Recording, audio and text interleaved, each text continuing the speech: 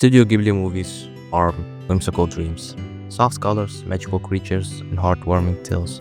But underneath the surface lies a powerful social critique crafted by a quiet revolutionary, Hayao Miyazaki. The guy gave us Totoro, but also gave us war trauma. He made a fish fall in love with a human, and then casually critiqued consumerism, environmental collapse, and the military-industrial complex all in the same movie. There's this softness to the movies. Warm colors, whimsical music, characters that feel more like old friends than tropes. But besides that cozy service, I like how he introduces themes into the movies to all viewers around the world. Miyazaki has a habit to weave his critiques of war, greed, of how we treat nature, each other, and ourselves in his movies in a very good manner. So in this video, I want to peel back the cozy magical layers and take a look at the deeper stuff, the anti-war messages, the environmental warnings, the subtle digs at capitalism. So grab some tea, maybe a snack, and let's discuss what makes Studio Ghibli movies so quietly revolutionary. 一番はっきりしてるのは恥ずかしいことをしたくないっていう恥ずかしくない作品を作りたいっていう Miyazaki's own childhood deeply informs his art. Born in 1941, he grew up amid World War II's devastation. He recalls fleeing Tokyo's bombing as a young child, with war tinging many memories. His father managed an aircraft engine factory, used to build fighters for the war, while his mother suffered an illness called spinal tuberculosis. These experiences surface in Miyazaki's worlds. Characters design or fly World War II's era planes, like in The Wind Rises and Porco Rosso. And mother figures are often sick and bedridden, like in Totoro and Ponyo. Surface magazine notes that Miyazaki's earliest childhood memories are tinged with war, fear, and bombed-out cities. And his films pepper these motives across genres. Yet Miyazaki balances trauma with the whimsiness. Even as The Wind Rises deals with militaristic ambition, it is wrapped in a dreamlike narrative. Thus, his personal history, the terror of air raids and post-war hardship, underpins his stories. By channeling those memories into fantasy, Miyazaki universalizes the longing for peace and innocence in the aftermath of conflict. In 2003, when Spirited Away won the Academy Award for Best Animated Feature, Miyazaki declined to attend the ceremony as an explicit protest against the Iraq War. He famously later explained, "The reason I wasn't there for the Academy Awards was because I didn't want to visit a country that was bombing Iraq," adding that even his producer privately shared the sentiment. Speculation at the time was confirmed when he broke his self-imposed boycott in 2009 for a Comic-Con event, finally articulating the reason. This incident underscores Miyazaki's willingness to act on his pacifist beliefs. It made headlines around the world, illustrating that he takes his anti-war stance seriously. Even the honor of an Oscar could not draw him to a nation he saw as engaged in unjustified military aggression. Miyazaki's personal ethos is also marked by restlessness. He announced his retirement multiple times, only to return again and again, pulled back not by ego but by a sense of responsibility. "I want to make one more film for children before I die," he once said, not as a PR soundbite, but as a quiet vow. In a world that feels increasingly bleak, he feels the need to give children something beautiful, something worth holding on to. Major publications have noted that Miyazaki's movies embrace nuance rather than simplistic binaries, blending beauty with complex social themes. Reviewers praise the studio's hands-on animation and emotional storytelling, but emphasize how Ghibli blurred conventional boundaries, not just between good and evil, but between human and nature, boy and girl, youth and adulthood. Academic studies often analyze Miyazaki's work through lenses of environmentalism, feminism, and peace studies. For example, film scholars describe Ghibli's landscapes as visual poetry for environmental awareness, noting that Miyazaki's films highlight the importance of conservation and sustainability by inviting us to reflect on our impact on the world itself. Others have pointed out that Ghibli's gender portrayals subvert expectations, The heroines are consistently presented as role models who derive strength from their humanity rather than their appearance. Reflecting on these themes, Margaret Talbot in The New Yorker notes Miyazaki's anxiety over media consumption and admiration for his film's moral richness. Overall, the consensus is that Studio Ghibli movies operate on many levels. They delight children with wonder, but also engage adults with thoughtful critiques of society, all while weaving together personal, political, and philosophical ideas. As one commentator concludes, Miyazaki's creations inspire hope and responsibility, from protecting nature to questioning war and greed, earning them lasting acclaim well beyond the world of animation. The word beautiful matters to him. In a digital age dominated by efficiency and algorithms, Studio Ghibli still hand draws their frames. They reject shortcuts, they move slowly, each moment crafted rather than rendered. It's not just an aesthetic choice, it's a philosophy. I believe that the process of making something is just as important as the final product. So, in Miyazaki's words, we need to put more effort into making beautiful things. Not flashy, not trendy, beautiful in the purest, most human sense. And in that pursuit, he holds the line against the tide of digital everything, against the content machine, against a world that seems to be forgetting how to care. Miyazaki's anti-war stand is one of the clearest threads running through his movies. It's not just a theme, but it's a philosophy woven into the fabric of his storytelling. His portrayal of war isn't romanticized nor glorified. It's depicted as senseless, brutal, and devastating. He uses movies to examine the aftermath of conflict, the scars it leaves behind, and the way it dehumanizes everyone involved. Take Porco Rosso, for example. On the surface, it's an adventure about a flying ace who happens to be a pig, but underneath a quirky premise is a profound exploration of guilt and the horrors of war. The protagonist, Porco, is a former soldier who turned into a pig after the trauma of his time in the war. His transformation is symbolic, a way for Miyazaki to explore the loss of his humanity that comes with violence. Porco doesn't just fight bad guys in disguise, he's wrestling with his own internal demons, questioning whether the fight he once took part in was ever worth it at all. His iconic line, "I'd rather be a pig than a fascist," is a direct commentary on the rejection of fascism and militarism, emphasizing the idea that no matter how far one might fall, it's better to remain true to your values than to engage in dehumanizing violence. In Howl's Moving Castle, Miyazaki takes the critique of war even further. The film's backdrop is a fictional war, one that seems endless and without reason. The protagonist, Sophie, is swept into the chaos as Howl. The powerful wizard is dragged into the conflict.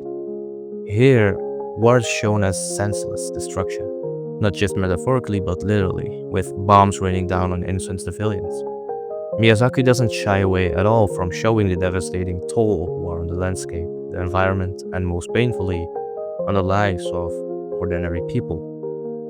There is no glorification of heroism or victory in Howl's Moving Castle, only the tragic consequences of a war driven by politics, greed, and power. And last but not least is The Wind Rises, which takes a more personal approach to war.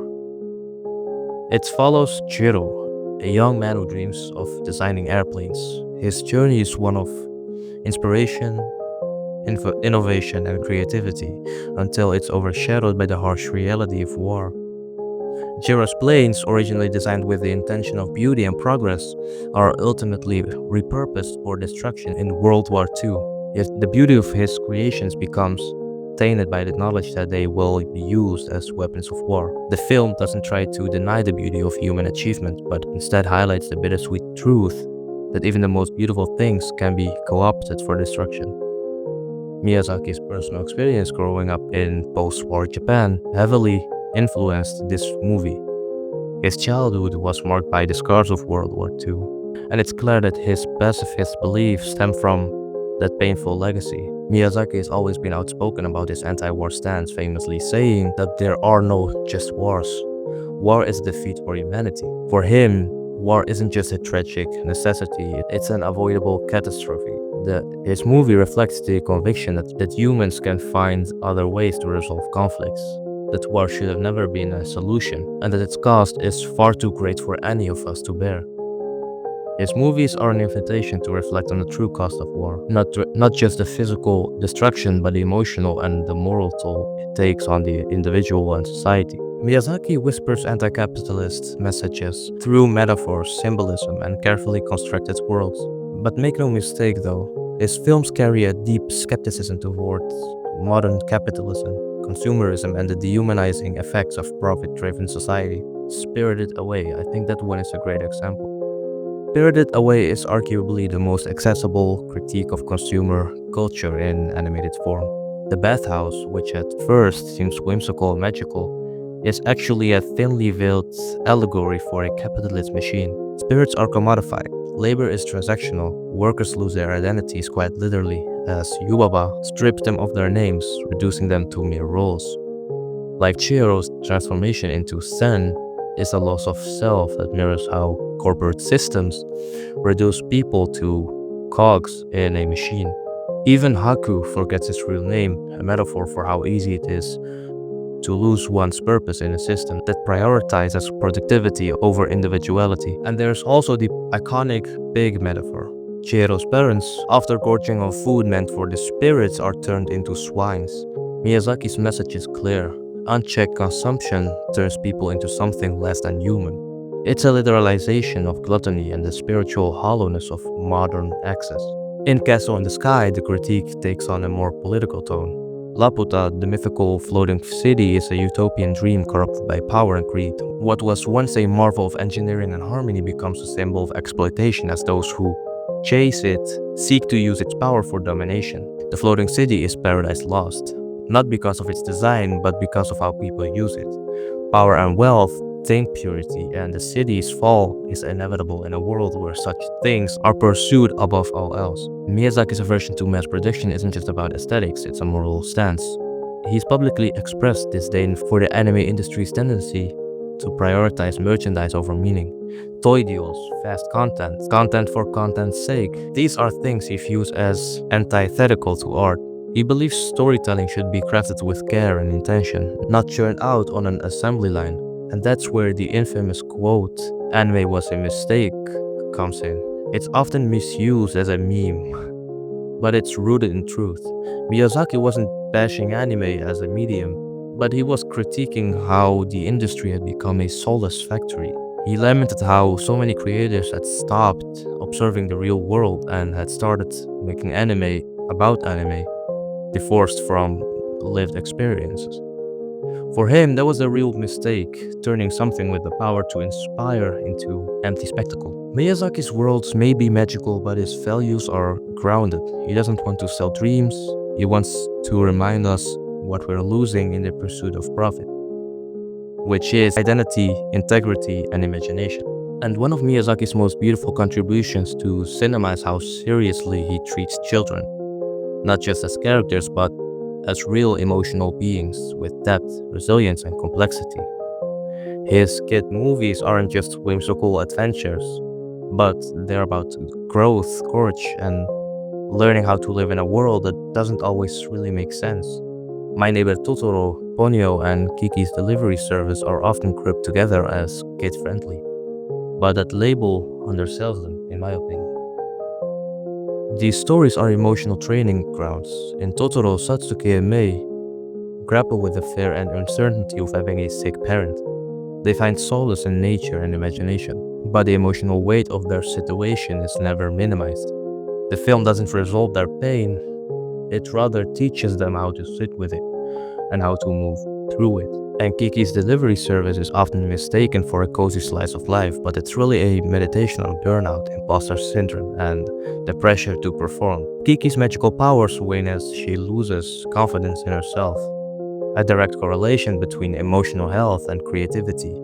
She's not fighting monsters, but she is fighting self-doubt, which in many ways is the harder battle. And last but not least, Ponyo, which wraps themes of environmental collapse, parental neglect, and emotional trust in a vibrant oceanic fairy tale. The protagonist, Solsuke, is just 5 years old, but he's already learning what it means to make promises, take responsibility, and show compassion, not because adults told him to, but because the world demands it. These aren't escape fantasies, they are lessons in empathy. Miyazaki crafts his story to move slowly, allowing children to absorb the emotional rhythms at their own pace. He's not interested in overstimulation. His pacing, his silences, and his quiet moments are all intentional. They give young viewers time to feel, to process, and to grow. In a world where media is getting faster, louder, and superficial, Miyazaki's movies act as resistance, a kind of slow cinema for the soul. Where most children's media shelters kids from life's hardships, Ghibli movies do the opposite. They gently introduce those hardships, offer emotional tools to cope, and reminds us that growth often comes from struggle. So for Miyazaki, coming of age isn't about gaining power, it's about learning how to care, how to endure, and how to live in a way that's meaningful, even when life doesn't really make sense. And maybe that's why they feel timeless, not because they avoid reality, but because they challenge it quietly, thoughtfully, with grace in an era dominated by noise, speed, and spectacle. If you have liked this video, please consider a subscribe, like, and maybe share your thoughts in the comments. Thank you so much for watching, and I'll maybe catch you in the next video, which is gonna be about, I don't know, I'm still looking which one I should post earlier. Should I post my Mother 3 video essay or my video essay about microtransactions? Let me know in the comments, and bye bye.